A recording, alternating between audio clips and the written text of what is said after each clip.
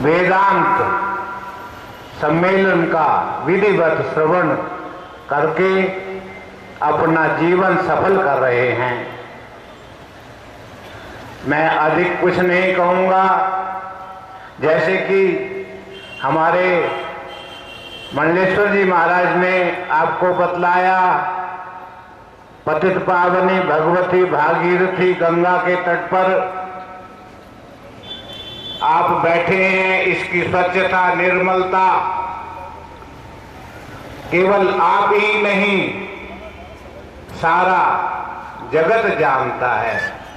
गंगा क्या करती है, आप बतलाएं। गंगा क्या करती है भाई? गंगा निर्मल, स्वच्छ, अपने आप निर्मल है। उसमें जो स्नान करता है उसको भी निर्मल करती है। और ये आपके पापों की निवृत्ति करके आपके हृदय को ये वेदांत श्रवण करने के योग बनाती है। इसलिए क्या करती है गंगा? गंगा पापम, गंगा पापों की निवृत्ति करती है। शशि क्या करता है? चंद्रमा शशिष तापम, वो ताप की निवृत्ति करता है। दैन्यम कल्प तरु हरित, कल्प तरु आप सब जानते हैं, वो दीनता हीनता को समाप्त करके। और महापुरुष क्या करते हैं? टाट वाले बाबा और ये सारे संत महापुरुष वेदांत के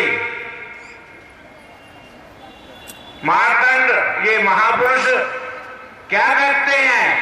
पापम तापम तथा दैन्यम हरदे साधु समागम। ये महापुरुष आपकी दीनता हीनता को मिटा करके उस अविनाशी परम तत्व का जो है ज्ञान कराते हैं। ये महापुरुषों की जो विशेषता है। और इसी को श्रवण करने के लिए आप आए हैं। नित्य तत्चिंतनम तत्कथनम तत्परस्पर बोधनम एक लेख परत्वम च ब्रह्माभ्यासम विदुर विदुहा। ये आप ब्रह्माभ्यास महापुरुषों के द्वारा टाट वाले बाबा की स्मृति में आप नित्य श्रवण करके अपना जीवन सफल बना रहे हैं। इन्हीं शब्दों के साथ मैं टाट वाले बाबा और इन संत महापुरुषों को जो है नमन करते हुए अपनी वाणी को विराम देता हूँ। बोले सच्चिदानंद भगवान की, बोलिए टाट वाले भगवान जी की जय। हमारे कन्हैया जी से, साधु जी से एक गलती हो गई है और भी बहुत से लोगों ने शिकायत की है। और ये दूधाधारी, ये जो ब्रह्मपुरी में महाराज हैं, उनके यहाँ आप पर्ची दे के नहीं आए। और हमारे सवेरे सवेरे 4 बजे हमारे पास फोन आया वो तनेजा जी का, तो हम वो भूल में ही कन्हैया जी से ऐसा हो गया होगा, वो ऐसे साधु नहीं है। तो हम माता जी और महंत जी आपसे हम क्षमा मांगते हैं और आपको उसी प्रकार का सम्मान जैसे और लोगों का है आपका किया जाएगा। वो गलती से ऐसा हो गया होगा, तो हम वो कन्हैया जी ऐसी भूल नहीं करते, हो गई इस साल। तो हम उनकी ओर से और गुरु चरण राज्य समिति की ओर से क्षमा मांगते। बोलो अब ये वो तो बोल रहे हैं कि दे के आए हैं, कन्हैया जी बोल रहे हैं कि दे के आए। तो नहीं, अपमान थोड़ा सबसे कठिन जात अपमाना। तो अब मैं पूरे विश्व में अपनी सार गर्भित वाणी से हृदय को जगमगाने वाले महामंडलेश्वर हरि चेतनानंद जी महाराज, जिनकी वाणी में ओज भी है, मिठास भी है, ज्ञान भी है, भक्ति भी है, और पूरा भक्त समूह हर साल कहता है कि उनको जरूर बुलाइए, जरूर बुलाइए। हमारी माता लक्ष्मी भी कहती हैं, हमारी महेशी जी भी कहती हैं, स्वामी जगदीश जी भी कहते थे, और सब लोग कहते हैं कि उनको जरूर बुलाइए, उनको जरूर बुलाइए। तो ऐसे महामंडलेश्वर हरि चेतनानंद जी महाराज और 15 मिनट तक आपको और ये आनंद की धारा प्रवाहित कर गदगद करेंगे। बोलो सदगुरुदेव भगवान की।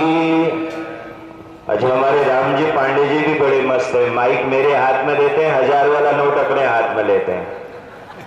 देखो, वाह वाह रे महात्मा गांधी, क्या चली तेरे नाम की आंधी, सारा जीवन रहे एक लंगोट में, आप बैठे हो 1000 के नोट में। चलो, लेकिन ये अच्छे कार्य में लगाते हैं ये, और हाथ में हमेशा उसी के देना चाहिए जो उद्देश्य की पवित्रता के साथ कार्य करता हो। और दोनों माता लक्ष्मी देवी, राम जी पांडे उद्देश्य की पवित्रता के।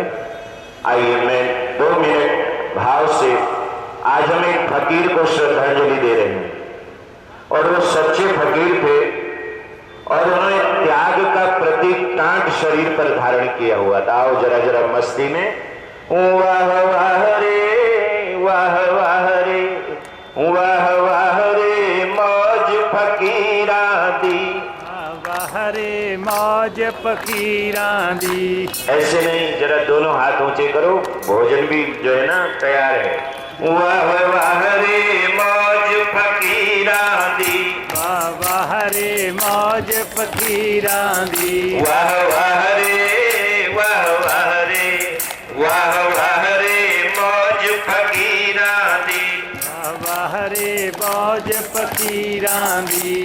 कभी तो ओढ़े साल दुसाला, कभी तो ओढ़े साल दुसाल, कभी गुदड़ी लेंदे लीरा दी, कभी गुदड़ी लेंदे लीरा दी, कभी गुदड़ी लेंदे लीरा दी। कभी गुदड़ी लेंदे लीरा दी। आप लोगों की तो आवाज ही नहीं निकलती, पानी मंगवाओ क्या है गिलास।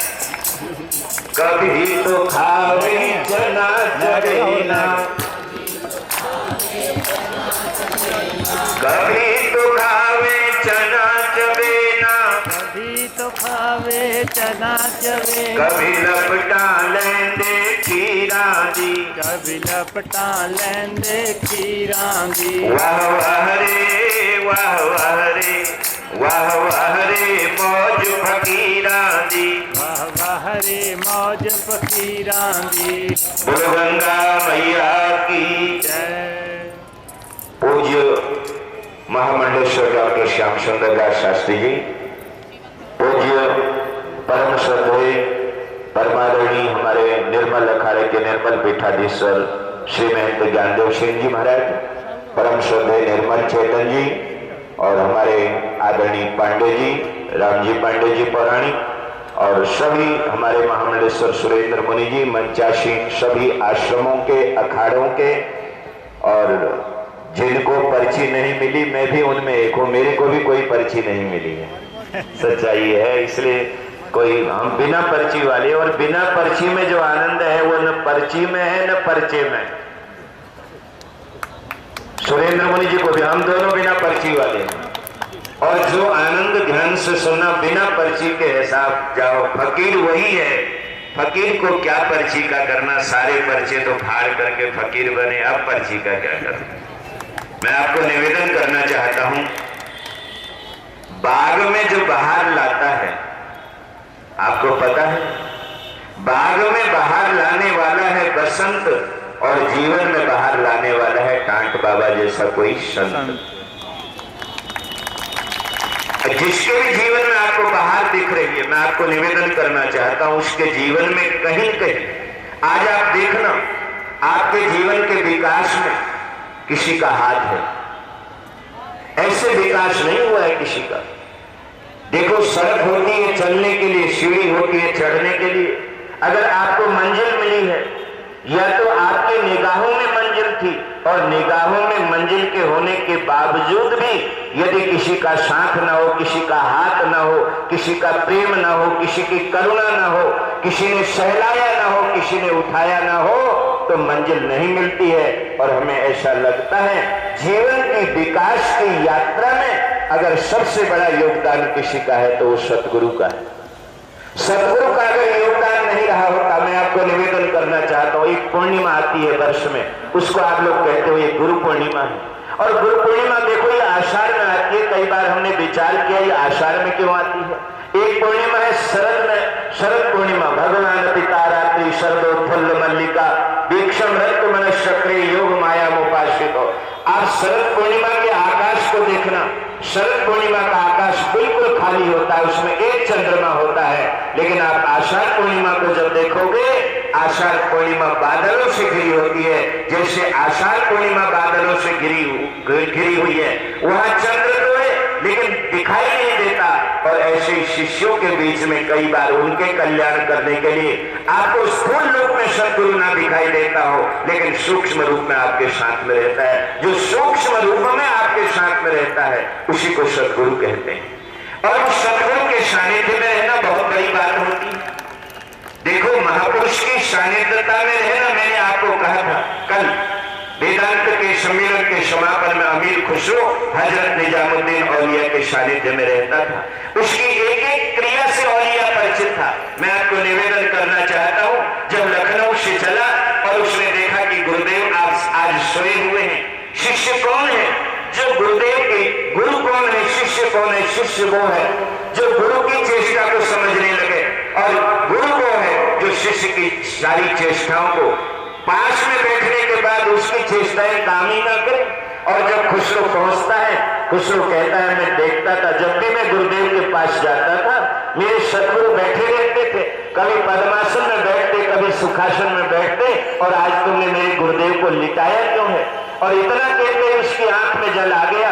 मैं निवेदन करना चाहता हूँ, एक बार वही अमीर खुसरो, थोड़ा सा ध्यान रखना। आप कितने दूर बैठे हो? आप बंबई में हो, अहमदाबाद में हो, कलकत्ता में हो? बैठ जाओ भगत जी, बैठ जाओ, बैठ जाओ एक मिनट। आप कहां बैठे हो? आप कितने दूर बैठे हो? ये मैं आपसे, ये प्रश्न नहीं है, प्रश्न ये है जहां आप बैठे हो वहां आपको कैसा महसूस हो रहा है? अमीर खुसरो बैठता लखनऊ में था और अमीर खुसरो ऐसी बातें करता, बोले खुशबू आ रही है। बोले कौन सी खुशबू आ रही है? बोले मेरे गुरुदेव अभी पद्मासन लगा करके बैठे हैं। सतगुरु की हर हलचल की खुशबू उसके पास दिल्ली से लखनऊ पहुंच जाती थी। क्या ऐसा आपके साथ घटा है? घटा होगा। मैं आपको निवेदन करना चाहता हूं, आपके साथ भी ऐसा घटता है। आपकी चेष्टाएं कई बार काम नहीं करती, आपको ऐसा लगता है आज कोई गंध आ रही है, आज कोई सुगंध आ रही है, आज कोई महक आ रही है। कई लोग हमको भी मिले, बोले साहब हाथ में खुशबू आ रही है। मैंने कहा भाई ये कैसी खुशबू है? कोई इत्र तो नहीं लगाया, कोई परफ्यूम तो नहीं लगाया? बोले नहीं, मुझे ऐसा लग रहा है कि आज मेरा सदगुरु मुझे याद कर रहा है, आज मेरा सदगुरु मुझे बुला रहा है। जितने साधक यहाँ बैठे हुए हो, ध्यान से सुनना, जितनी माताएं यहाँ बैठी हुई हैं, मैं आपको निवेदन करना चाहता हूँ, आप आए हो यहाँ, आपको किसी ने भेजा है यहाँ, मैं आपको कहना चाहता हूँ, आपको अगर यहाँ किसी ने बुलाया है तो घाट पर बैठे हुए टाट वाले बाबा ने बुलाया है। आज भी अब खींच रहे हैं आपको, आज भी आपको कह रहे हैं कि मेरी शरण में आ जाए। ऐसे सदगुरु की सेवा ईमानदारी से करो। आपको पता है कि सदगुरु की सबसे बड़ी सेवा क्या है? दसो, सदगुरु की सबसे बड़ी सेवा क्या है? चंदा देना है, पैर दबाना है या वस्त्र धोना है? सदगुरु की सबसे बड़ी सेवा क्या है? बताओ, इधर वाले बताओ पहले।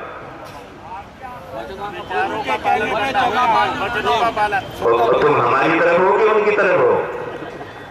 देख लो, ये देख लो, आपका पक्ष लेते हैं पंडित जी महाराज। ध्यान से सुनना, सदगुरु की सबसे बड़ी सेवा है आज्ञा का पालन। लेकिन महाराज ऐसा शिष्य बड़ा मुश्किल है। एक चेला रोज गुरु के पास जाए, दोपहर में विश्राम कर रहे हो, बोले कोई सेवा दसो, मैंने सेवा दसो। गुरु जी बोले ये काम करना, कल 1 किलो बादाम ले आना। बोले मूंगफली ले आऊंगा तो चलेगा क्या? मैं आपको कहना चाहता हूं, गुरु की आज्ञा में रहना और गुरु की आज्ञा में रह करके हर कार्य को करना, ये कहना तो सरल है लेकिन करना बड़ा कठिन है। आज किसी चेले से कहो जाओ तुम वहां, जैसे वो संत जी कह रहे थे कि एक ही भूल हुई, मैं जो उन्होंने कहा था शाम को याद आया। शिष्य वो है साहब जो सदगुरु के कहने से पहले उस कार्य को उपस्थित कर दे। शिष्य उसे कहते हैं जब हरिद्वार आओ, जब घाट पर आओ, टाट वाले बाबा के पास बैठ करके कहो कि बाबा आप हमें वेदांत सुनाओ, भले इन महापुरुषों के माध्यम से सुनाओ। हमारा काम है सेवा करना, हमारा काम है सेवा करना और आपका काम है सुमिरन कराना। लेकिन अब तो उल्टा होता है, अब चेले गुरुजी के पास आते हैं तो गुरुजी को ही झंझट में डाल देते हैं। पता लगा गुरुजी सेवा में लगे हुए हैं और चेला माला फेर रहा। मैं आपको कहना चाहता हूं, शिष्य वो है जो सदगुरु को कहे कि सेवा करने का काम मेरा, बोलो आज से सेवा करने का काम अरे बोल तो दो, हमें पता है शाम को वही होगा, रघुपति राघव राजा राम, जैसा मौका वैसा काम। लेकिन यहां बोल दो ना, क्या पता कभी सफल जीवन का मार्ग बन जाए। सेवा करने का काम मेरा, बोलो, सेवा करने का काम मेरा और सुमिरन कराने का काम सतगुरु का। और सतगुरु की आज्ञा में रह करके यदि घड़ी दो घड़ी भी आपने सुमिरन कर लिया, देखो पैसे वाले के बच्चे स्कूल नहीं जाते, कॉलेज नहीं जाते, किसी यूनिवर्सिटी में नहीं जाते, उनको पढ़ाने के लिए घर में ट्यूटर आता है।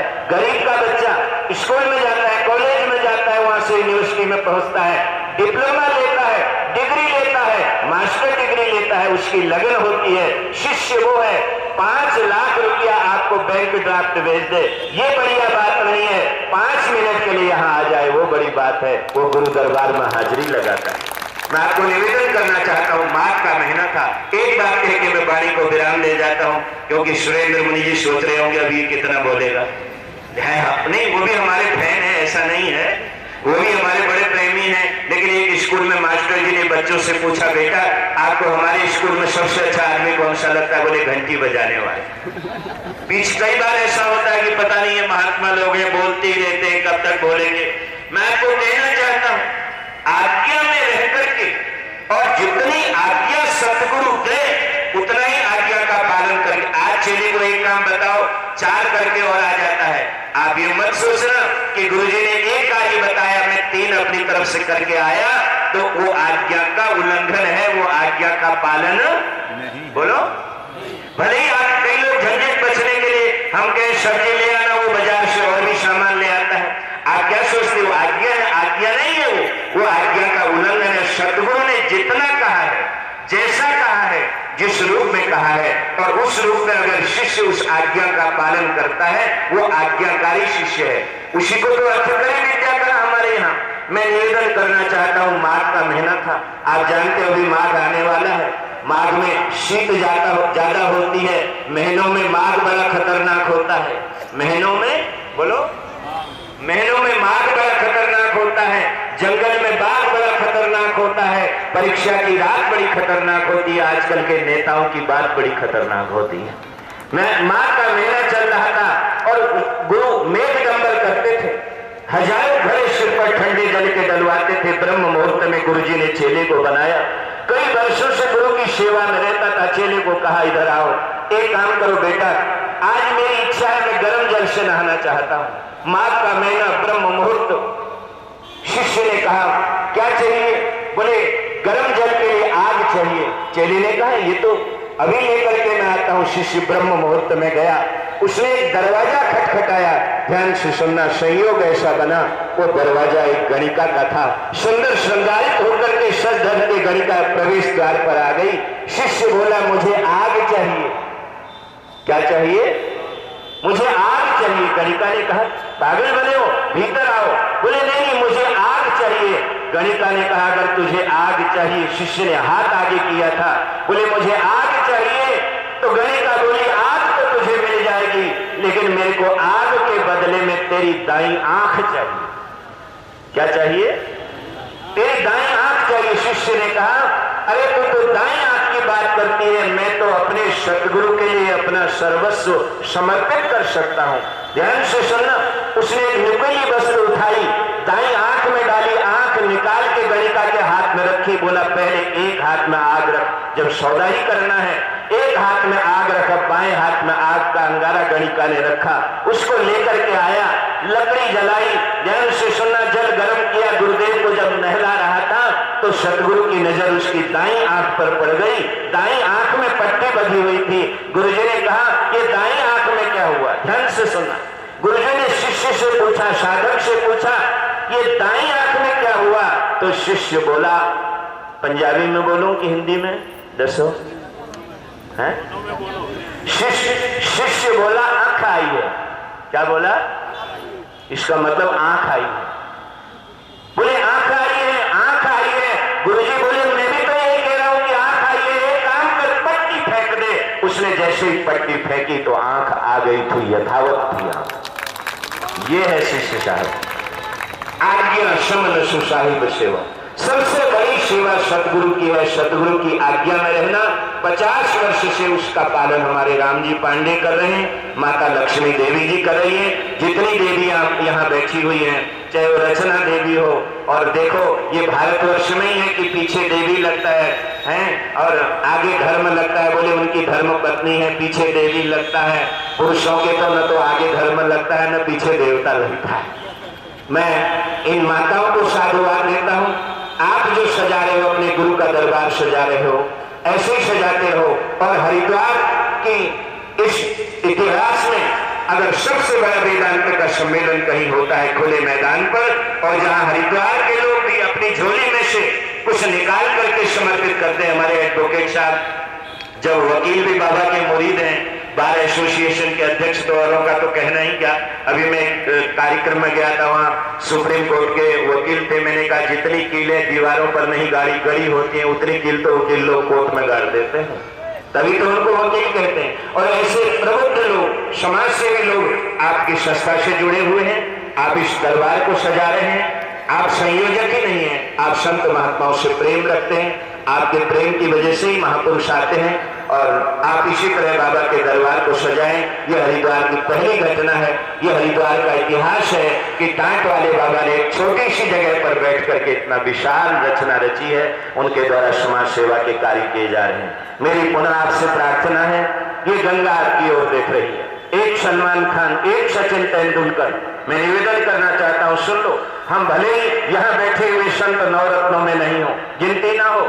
मैंने कहा था, हमने एक मैसेज दिल्ली में जब मैं कार्यक्रम में गया था, मैंने कहा था नवरत्नों में भले ही संतों को नहीं रखना, लेकिन संत तो एक एक संत में इतनी क्षमता है कि करोड़ों लोग उनसे जुड़े हुए हैं। और जिस दिन एक एक संत हुंकार भरेगा, देश के करोड़ों लोग गंगा की अविरलता और निर्मलता के लिए आगे खड़े हो जाएंगे। अकेला सलमान खान, अकेला सचिन तेंदुलकर, मैं निवेदन करना चाहता हूं, नवरत्नों में जितने भी रत्न हैं, वो रत्न ही सिर्फ इस अभियान को आगे नहीं बढ़ा सकते हैं। उनको भी साधुवाद है, सेलिब्रिटी आवाज कर देता है, लोग खड़े होते हैं, हम उसको नकार नहीं सकते। लेकिन जब लाखों हाथ खड़े हो जाएंगे, आप सब लोग भी इस संकल्प से जुड़ेंगे कि मुझे गंगा की अविरलता के लिए निर्मल, हम किसी पार्टी के नहीं है। एक बात और बता दूं आपको, हम गंगा के हैं, आप सब भी गंगा के हो, क्योंकि आपके माता पिता ने, हमारे माता पिता ने, बाप दादाओं ने यही कहा था कि सनातन धर्म में तुलसी दल के बिना, गंगा जल के बिना कोई काम नहीं हो सकता है। आज वो गंगा आपकी ओर देख रही है, हमारी ओर देख रही है। आओ हम सब मिलकर के, जितने लोग इस सबसे बड़े तीर्थ